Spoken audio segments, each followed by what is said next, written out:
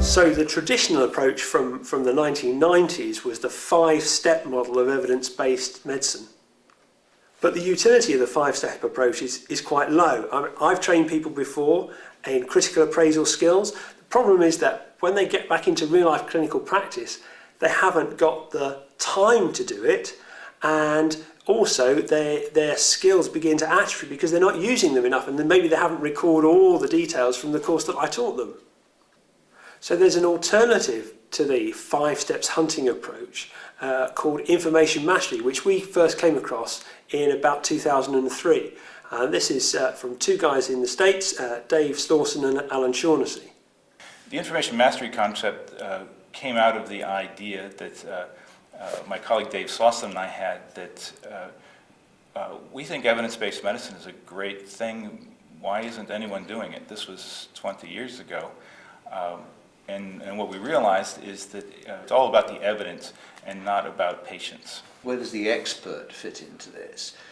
Do we rely on their expertise, or do we rely on the evidence? How does it fit together? Well, in the information mastery approach, we think experts play a big role, but a much different role than they used to have. We used to think that we would go to experts for all the information, tell us what to do. Now we use experts to help us interpret the information. Here is the evidence.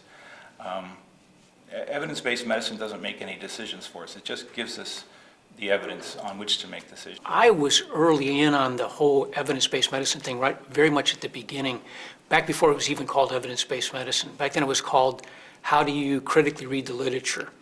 And as a family doctor, I knew that pretty quickly that it wasn't going to be practical that I would have time to actually read the literature myself. And so I questioned that, whether it was the right thing to do or not. I was interviewing one of my colleagues, Alan Shaughnessy, one day for a job. We were actually interviewing. And in the process of the interview, he said, oh yeah, I went to McMaster University. I learned all that stuff.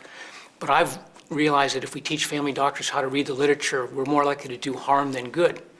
And I wanted to jump over the table and beat him up. But I knew there was a part of me that knew that what he was saying was true. And what we talked about was this idea that if we're not careful, people will do what we call medical gossip, which is there may be 6 or 7 or 8 or 10 studies that look at one particular treatment, and if you go look at the literature to get an answer to that, you may pick the one out of 6 or 7 that's the wrong one. And so like any other piece of gossip, you pass it on and harm somebody.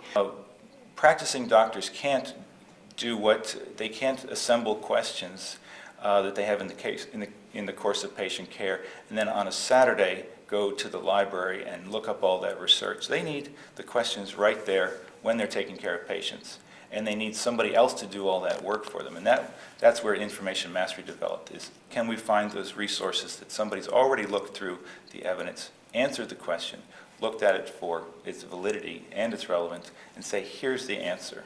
In one day, there are 1,500 new Medline articles published. I can't read all of them, and it's helpful if someone goes through those and tells me, here's the one you need to read. 90,000 ENT papers published in the last decade. So an ENT surgeon has got to read 9,000 papers a year, not only read them, but critically appraise them, remember them, apply them to the care of an individual patient. It's a hopeless task. And some of the routine things, the things I see every week, I need to get the routine updates for. So I need to find out there's been a change in the practice of how to manage diabetics. But then there'll be the rare thing that I see very occasionally, like hematospermia or some other rare condition.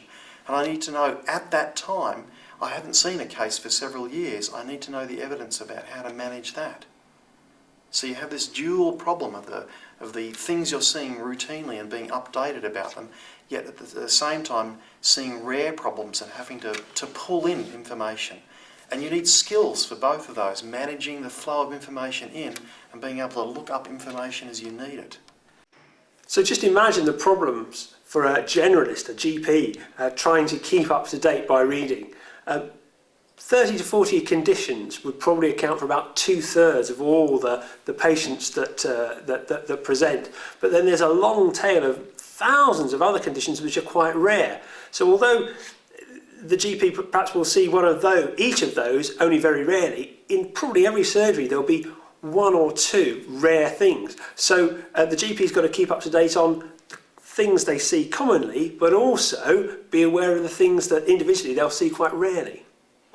So we always felt like that there needed to be a way where somebody else could either do this for you and make sure that it all would be, the whole picture, or that there would be some other way of organizing it so that you knew which of the studies were going to be the best.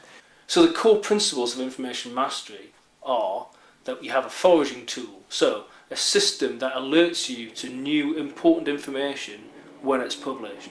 Importantly, that should be appraised for you, summarised for you, and put into the context of the rest of the evidence. So that's foraging. We also need hunting. We need to be able to go and search for information to solve problems when we get stuck with something unfamiliar. Now, there are some techniques which can help hunting and make it less difficult, but it'll probably still require some critical appraisal as well as some searching. This is that pyramid of information. We've sort of put a spin on it, the information mastery spin, that the higher up you go, the more both relevant and valid the information is. So you got at the bottom, you've got sort of the big wash of information. We watch medical students early on, we give them a question, they all dive into Medline. As you move up this, you get a little bit more relevant, a little bit more valid, and you get all the way up to the top where you've got highly relevant, highly valid information. Patient rights that matters focuses on outcomes that people care about. People generally want to live two things. They want to live long, healthy, productive, functional lives. So, information that tells us that what we do for people makes them live longer or live better is the type of information that we're looking at. And thirdly, we've added hot syncing. Now, this is where most people can make most progress most quickly. This is about keeping up to date by checking your thinking on the conditions that you see commonly. Just in the same way that we hot sync iPods or Blackberries, that's why we've called it hot syncing.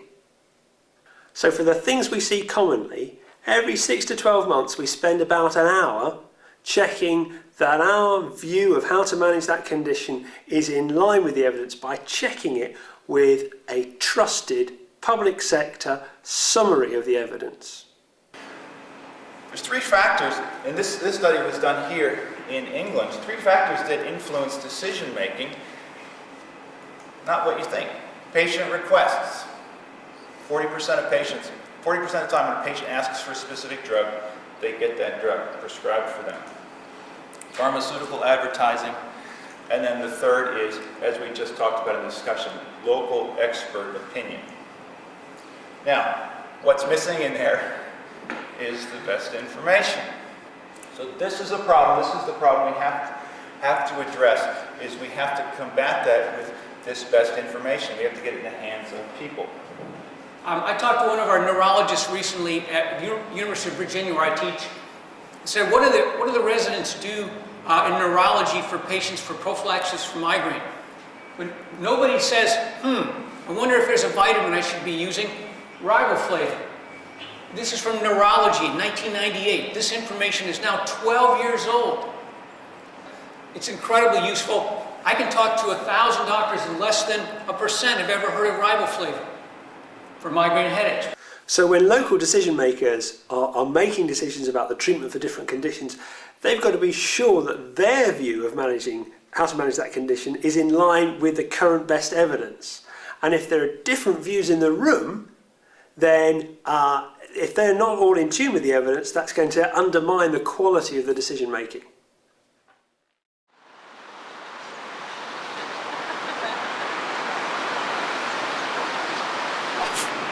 I've found out a lot more about information, and I had no idea there was such a complex science that underpins it. Complex science, but some very simple principles. That information pyramid for me is the really crucial element.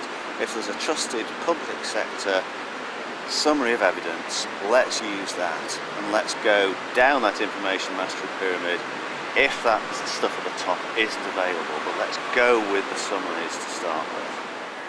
I've got evidence-based medicine under my belt. I think I understand the information mastery pyramid. What's next? Well, the third bit is really interesting.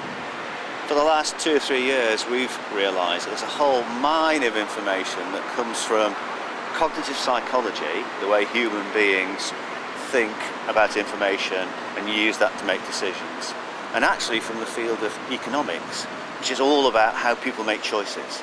So 2 research streams that really we've ignored in healthcare.